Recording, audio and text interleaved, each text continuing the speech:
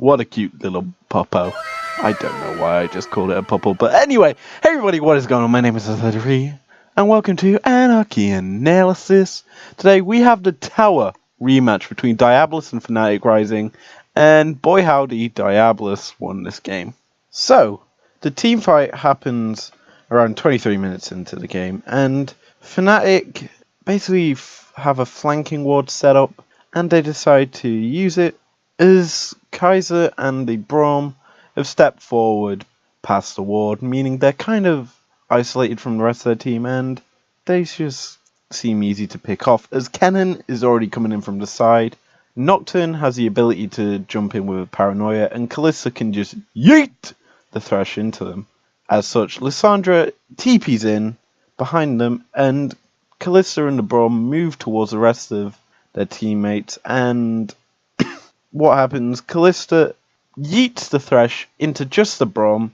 Nocturne goes in onto the Kaiser, who literally goes golden as soon as the Nocturne decides to go after it, and basically nullifies any of his burst damage. After this, the rest of XL decide to go in to the fight and start pumping out damage, as Kalista is only able to target the Braum during this fight, and Kennen, because knowing that Kalista can only hit the Braum, decides to go in with a slicing maelstrom onto 4 members of Diabolus, as most of their invuns have been used. However, he misses the Orianna with his ultimate, which leads to a major turnaround in this fight, as Kaiser was able to flash out of the Kennen ult immediately, as well as receiving an Ori shield.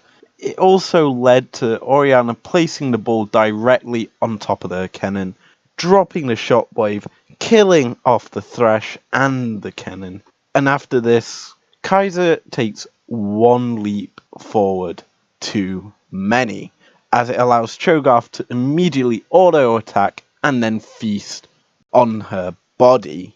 During this time, other members such as Lissandra has decided to flee from the fight in order to try and protect the base, whereas the rest of her team is sacrificed to Diabolus. Kalista basically was a sacrifice to try and keep the base, as well as Lissandra in the end had to put a last ditch effort on the Nexus turret, as there was only one left during this fight, and she basically sacrificed her life to keep her team in the game, as the rest of her team was respawning at this point.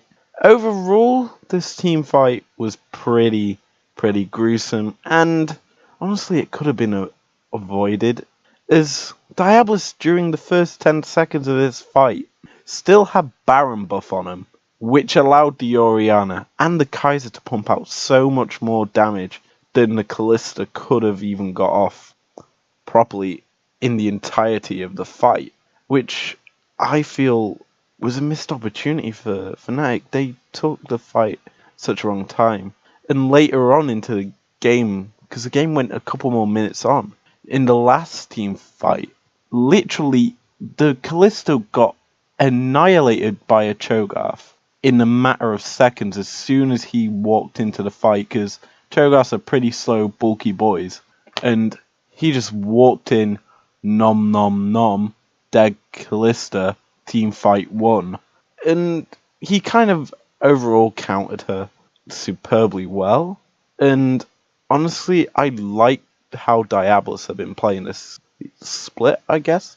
They've been playing team comps really well. They've been playing champions you don't normally see, in such a Cho'Gath, who's been taking sort of a sideline to these more carry-oriented top laners who aren't that bulky, big boy tank status that Cho'Gath is. The likes of Sion as well, who've been taking the sideline during Season 9, which is a good change. Anyway, this is probably the first of 2 Anarchy analysis this week, as this is only the rematch. I now have to do the XL versus Diabolus tower matchup, which Diabolus did win, spoiler alert. I've already seen it, and I'm recording this the same day as the actual tower matchup. and boy howdy, I don't have much choice for my team fights in that to analyze. But I'll find something.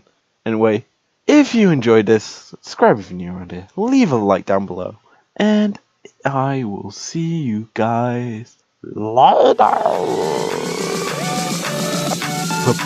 Peace.